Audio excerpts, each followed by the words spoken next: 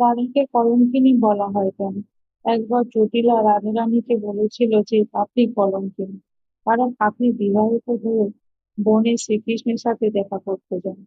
এমনকি পুরো গ্রামও এই একই কথা বলেছিল।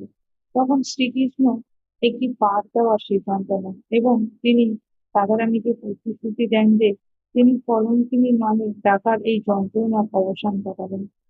পরদিন সকালে তিনি মাতা যশোদাকে বলেন যে তার পেটে খুব ব্যথা হচ্ছে।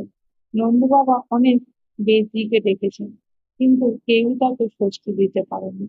তারপর আরেকজন বেদিকে খুঁজতে গিয়ে একজন সাধুকে দেখতে পেলেন যে দেখতে খুব তেজস্বী।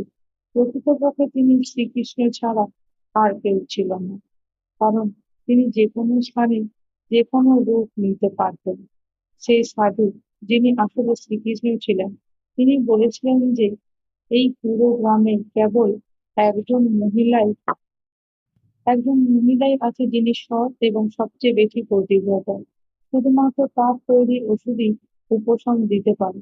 শ্রীকৃষ্ণের কাছে কে সবচেয়ে বেশি পতিব্রতা মহিলা তা নিয়ে পরীক্ষা করার জন্য তারা বৃন্দাবনের থেকে সমস্ত মহিলাকে ডেকেছিল।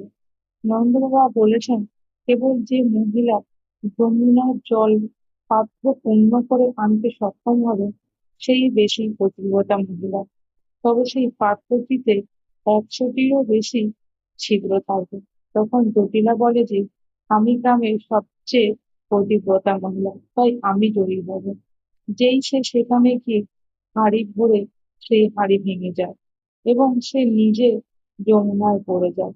কিন্তু তারপর সে বলে যে আমি যদি জিততে না পারি তাহলে মা রাধাও জিততে পারবে না, কারণ তিনি মনে করেন যে তিনি এই বিশ্বের সবচেয়ে পতিব্রতা না, যে রাধারানী কখনো জিতবে না।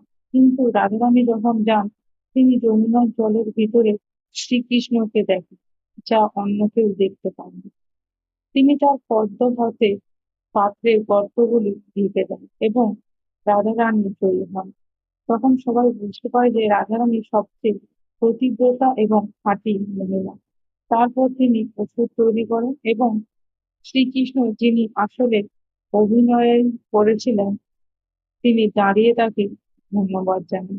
বন্ধুরা, আমার এই ভিডিওটি যদি আপনাদের ভালো লেগে থাকে অবশ্যই একটি লাইক, কমেন্ট, শেয়ার করবেন।